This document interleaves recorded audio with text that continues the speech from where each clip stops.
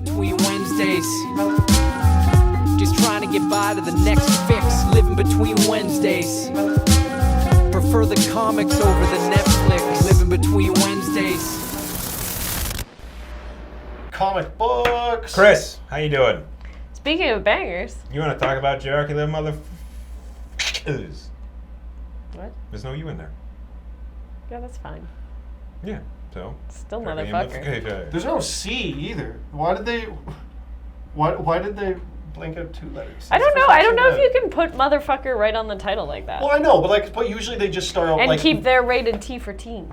But usually like. How's it rated T for teen and has the motherfucker on the front? But usually they just start. It doesn't say motherfucker. I know it doesn't. That's why I said when they motherfucker. bleep out like a swear word in type, they usually just replace like a vowel, right? But there's the U and the C. That's the part I find Take it up with Alex DiCampi. Well, Alex DiCampi, I got a few questions for you. Yeah. Where's the C? 0 out of 5. I don't give any shits about this. This comic is great. Well, that's good. I like it too a lot, but after the vernacular conversation, no. Done. Get out. Tell us how bad this comic is, Chris. This is the best comic. All right. Yeah. Good no, pitch. this is amazing. It's a one shot. You can just read this. Dracula's brides nail him to the bottom of his coffin and then go on with their existence until some young, impressionable, aging starlet in Hollywood in the 70s unearths Dracula again to get the key to eternal life and power and all that junk. And then sort of nightcrawler-y guy who takes pictures of like crime scenes and stuff. Paparazzi, yo. Nightcrawler-y guy. No, But, like specifically like pictures He of does dead dead people. Like people. Yeah, that. dead people, yeah. That's all he does. But only of famous people. Well, those are the only ones that sell. Yeah, exactly. Pictures But of he's dead also comics don't in do like as well. Hollywood, right? Yeah, but So he he's needs doing to the take crawl. pictures of like naked actresses or dead Who are people. dead. Or dead. So he's somewhere in He between doesn't them. do live Yeah. because at the end there's like a thing about it Okay. where they're calling him to do a party and he doesn't. Yeah. They're like making fun of him. They're like, you're gonna have moving targets, like because it's not a thing he does. Yeah. Anyway, and then Dracula's brides show up to get rid of him again. It's great. The ladies are great. The bumbling paparazzi guy is just confused enough to make it work. But like the art in this is fucking amazing. Like this is easily like Erica's sort of like most risky art style. Like I don't know, Squirrel Girl has some pretty nasty stuff going on. I meant like with the colors and the experimentation and It's like very psychedelic. yeah, it's definitely her, but like she's trying out so many cool loose things. She's like using different color palettes. It feels like very 70s pulp vibe. Dracula is portrayed in this completely like sort of like ambiguous, amorphous, just like endless eyes and teeth. Yeah, like that way. he's not just like a dude with a widow's peak and pointy teeth. Yeah, he's like Alucard. He doesn't really exist. Like it's a concept of like an infinite monster, like a powerhouse of a thing that like descends upon you and like mesmerizes you into doing shit you wouldn't normally do. It fits the art style super well. And then when the brides finally sort of like become their versions of that, it's like a very powerful showdown. So if you like vampire stuff and you like 70s pulp stuff, or you just like comics in general that are trying something visually and you want to look at it with your eyeballs, all of those are great reasons to buy this comic. It's an amazing book. I recommend it to anyone's collection, really. Like, if you think you like vampires, or you think you like classic monster stuff, or you think you like pulp, or you think you like, horror of any type. If you're just a fan of pretty colors. This is the comic for you. I saw the solicits for this. I thought I would like it because I like lots of the things that they've worked on. And I love it. I like it so much more than I thought I would. So Awesome. Stellar, 10 out of 10. You guys killed it. Dracula Motherfucker. That's a great motherfucking comic. Okay. Oh. I tried. Got a loud snap. Ready? Double snap, ready?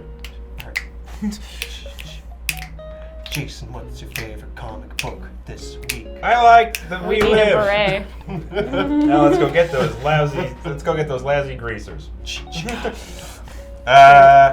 We Live by the Miranda Brothers. It's really good. I'll talk about it right now. I don't know how much I like the first issue, but I like where it's going. I thought it had some interesting shit. I really like the art. I like the characters a lot in it, but that is the slither, the little bit in the middle. It's bookended by just exposition of what's happening. That's fine, because a lot has happened in this world to get to this point. And if he was just a cold open, I think he'd be a little confused. So, no, We Live. It's like World War IV. We don't really know post-World War IV. We don't really know the date exactly, right? I don't think so. Yeah, so there was like an ecological disaster. There was a world war. Global warming went crazy. There was just waves that toppled over the Empire State Building, and that mutated a bunch of people, and the mutants got in a fight with robots. And nature. and then so like there's and then the humans, like, things got tense, so we got in fights with each other. Yeah. So like Lots of fun. this is post World War IV kind of. There were robots, there were mutants, there are weird nature upheavals, and it stars two kids and an old man named Humbo, I think, right? Is his name? Yeah. Yeah, Humbo, and they're going to go and travel to the mythical.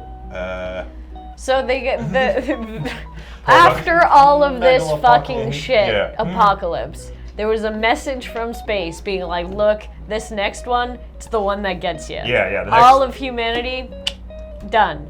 But we sent all these pods with like magical armbands in them. Basically, like what are they called in Fallout? It's basically just alien versions of the Pip Boys from Fallout. And that made me think a lot about Fallout, because the same way they express their exposition is with the little cartoon wrap up people, Which is good. Which is fine. It's not. Yeah, they're not plagiarizing. So there's 5,000 bracelets. Yes. When you find a bracelet, you're supposed to put it on the nearest child, and then there is a date that has a big countdown. Like everyone knows what the date is. You have to get those kids to the 9 major cities because they're going to be like beamed up on that date. Yeah. And then that's it. Like the world's going to explode or whatever. There's after that. some kind of upheaval that's going to happen from aliens. I see the twist being that the aliens are just going to eat these babies or something. Maybe it could also be a Knowing with Nicolas Cage. Anyone seen that? Oh, hell yeah. Yeah, okay, cool. Yeah, that actually reminded me of that a little bit. But I like the world, I like the dialogue, I like the characters. My only issue with this one now is I'm glad it's out of the fucking way, because it was dense. Even trying to retell what happened, I forgot about the bracelet thing, and I read this 20 minutes ago. So I'm like, all right, yeah, that's right, there's a bracelet. Yeah. So like the Humbo the bus driver is trying to get this specific group of kids to the checkpoint.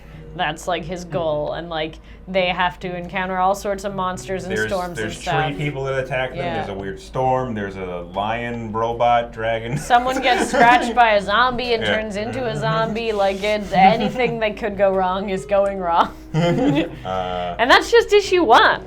Yeah. Yeah. It's very dense. There's a lot of just like, stay tuned for this natural broadcast, and they like do like a fake like the little Fallout they do animation. the little animation Fallout the people monster, pop out the like, robots, and the mutation. I really enjoyed the issue as well, but like if I had to give it a note, I think this issue would have worked without knowing the entire history of the world before. I think some of that exposition could be peppered throughout the next few issues. Also, like there's sometimes I don't want to know what happens. Sometimes I just want to figure it out my own. Yeah. Like Vampire Hunter D universe, I love the fact that I'm like, I don't really know where I am, but they're running by like old rusty satellites that crashed on Earth and stuff. I'm like, oh, so there was, okay, this is like way in the future. This one is a little too detailed on me. Like, yeah, here's this whole bit at the end. Don't be like Bobby is dead. And then they give you a big old map of where they can go, where you can skip the plant people, or the lion robots, or radiation, or Or crocodiles or with crocodiles legs. with legs, or big mutant. As opposed to regular crocodiles without legs? Yeah. If they have human legs, then there's Oh, trouble. human legs. Yeah. Like sexy human legs? Like how long? And are there's they? They marauders. look pretty long. I don't know what these are. I've been single for a while. And I don't really know what landmass that is, so we're way, like, tectonic plates have shifted. Well, yeah, there's like a map we see Yeah. of the world at some point where it's like the world The does continents not look are, cool. Yeah. are Like a pretty fucked Pangea up. like Yeah. thing going on. So yeah, I really like it. I like the creativity in it. The art's amazing. Like, it's wonderfully illustrated. I just wanted to kind of slow down a little bit now after this first issue, because that was a lot to eat it. That was just straight up. But I forgive all of it because of the cute big robot in the overcoat. That was a cute robot. That is my favorite. He is my favorite character. I also don't like care what else. I also like the younger brother in the Iron Man kitty cat robot mech suit. Oh, and he changes it to Samurai Panda. Oh, I love that. It's so random. Just changing surroundings to Samurai Panda. It was cute as fuck. Yeah, I don't even know if I understood this, but it was a nice enough read. I'm excited to see where it goes. Me too. I think it would have been more effective if it was just a trade release, but I understand that this was like it was a fun issue one. It had to do a lot of setup Yes. as a result of being like a 25-page release. There wasn't even like a little like whisper of what it was first, then they tell you what the exposition is. Like usually like in books like this, a guy's trying to go to a well and he's like putting the well in and he's getting his little bucket and he pulls it down and then like a dragon robot shows up and they're like, what? And then exposition. Like, Unless you get like an old dude sitting out a window being like, oh, and his 2 dead kids are out there. yeah. Now let's tell you about. And then just pages of exposition. I'm like, oh man, all right. Yeah, but the main character is a kid though. I know. And Or they're is the main like, character the old man? Is it Humbo? He does have the most. Like, when you. Humbo or Hototo? Hototo. Who knows? Who knows? Ho-ha-to-tu-tu-tu. I mean, he does have the most. Oh, just look at that robot. It's so good. The robot. I want to see a cosplay of that. I hope this Yeah. comic gets enough traction that people cosplay that. Laser robot lion dragon. Wednesday to Wednesday. I be going hard from like Wednesday to Wednesday. Yeah, hey, pal, you got that one where Superman goes to Supertown? Yeah, I got that when it come out. I like the fourth world.